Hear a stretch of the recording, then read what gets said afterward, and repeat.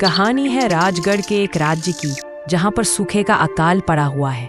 प्रजा बहुत दुखी है और अब तो गांव के लोग भी इस अकाल से परेशान होकर बातें करने लगे हैं। ऐसे में राजा विक्रम सिंह, जो कभी बहुत दयालु हुआ करता था, अब दौलत के नशे में चूर चूर हो चुका है।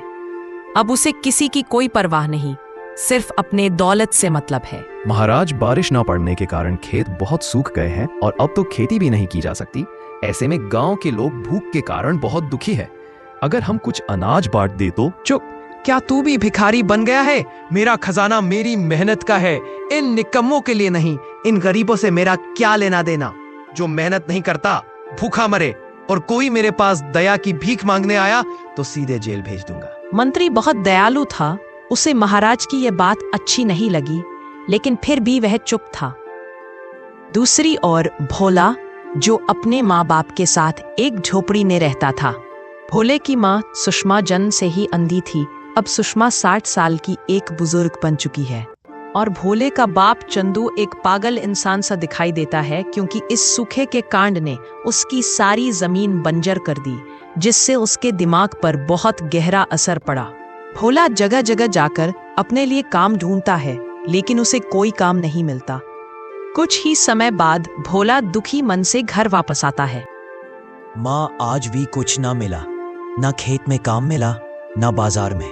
माँ, अब क्या होगा? बेटा, चिंता ना कर, तू तो खुद भगवान है मेरे लिए। एक मुट्ठी चावल भी मिल जाए तो काफी है। भोला मुस्कुराता हुआ। मैं कल महल जाऊंगा माँ, राजा से मदद मांगूंगा। हो सकता है दिल पिघल जाए उनका।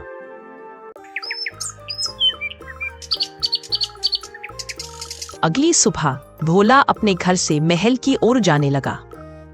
देखते ही देखते भोला महल आ गया। भोला सादे कपड़ों में खाली हाथ दरबार पहुंचा। राजा के सामने सिर झुकाकर खड़ा हुआ। महाराज, मैं भोला हूँ, इस गांव का एक छोटा सा मजदूर। माँ बाप घर पर भूखे हैं, कुछ अनाज मिल जाए तो। अरे देखो तो, एक और भिखारी आया। क्या तुम लोग कोई मेहनत नहीं करते? और जब काम ना बने तो मुझे दोष देते हो। महाराज, हम मेहनत करते हैं, पर इस बार बारिश नहीं हुई, खेत सूखे हैं। भगवान से तो नहीं लड़ सकते ना? भगवान का नाम लेकर मेरे सामने भीख मांग रहा है। मेरे दरबार में तेरी ये बातें नहीं चलेंगी। सेनापति, इसे महल से बाहर फेंक दो। सेनापति का मन तो नहीं था, लेकिन महाराज के आगे कुछ नहीं कर सकता था, और भोले ने महाराज का यह रूप कभी सपने में भी नहीं सोचा था। कुछ ही देर बाद भोला एक जंगल में चला गया और अनजाने में साधु की जगह पर जाकर सो गया। दूसरी ओर से साधु वापस आ रहे थे और किसी को ऐसे अपनी जगह पर सोता देख बहुत क्रोधित हुए। अरे मूर्ख इंसान, तूने यहाँ पर आकर सोने की हिम्मत कैसे की? भोले ने सारी बात बाबा को बता दी। राजा से मदद मांगी थी, पर उन्होंने मुझे अपमानित किया। अब माँ बाप को क्या खिलाऊं? साधु बाबा ने भोले की बात समझी और समस्या को देखते हुए भोले को कुछ बीज दिए। तुम ईमानदार हो, इसलिए इस फल को सिर्फ तुम ही छू सकते हो। जल्द ही रात हो गई। भोले ने बाबा के दिए बीजों को घर के बाहर बीज दिए। सुबह जब भोले ने देखा तो आंगन में एक आम का पेड़ लगा था और राजगढ़ में आम सोने के बराबर था।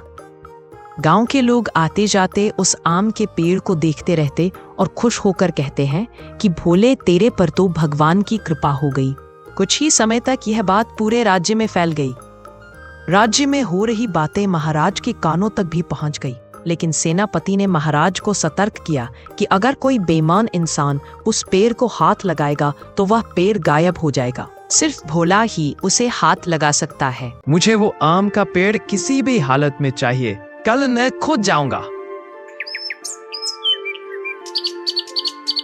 अगली सुबह राजा अपने सेनापति और मंत्री के साथ भोले के आंगन में उग रहे आम के पेड़ के पास पहुंचे, लेकिन जब महाराज ने उस पेड़ को हाथ लगाया तो अचानक से वह पेड़ गायब हो गया। अरे महाराज, आपको क्या किसी ने बताया नहीं कि भोले के बिना इस पेड़ को कोई और हाथ नहीं लगा सकता? इतना सुनते ही महाराज गुस्से से आग बबूला हो गया और गुस्से में वहां से चला गया। कुछ ही समय बाद गांव में ये बात फैल गई कि महाराज के छूने से आम का पेड़ गायब हो गया। महाराज गुस्से से महल वापस आ गया और एकांत में जाकर बैठ गया। अचानक से उसका एक दोस्त राजा ब्रह्म सूर्य वहां आया, जो कि बहुत ही ज्यादा चतुर दिमाग का राजा था। उसने महाराज को एक योजना बताई जिससे वो लोगों में फिर से एक ईमानदार राजा बन जाएगा और धोखे से भोले का वो आम का पेड़ भी ले लेगा। महाराज ने इस योजना के तहत गांव में ऐलान करवा दिया और अगली सुबह तक गांव वाले महाराज के महल में हाजिर हो गए।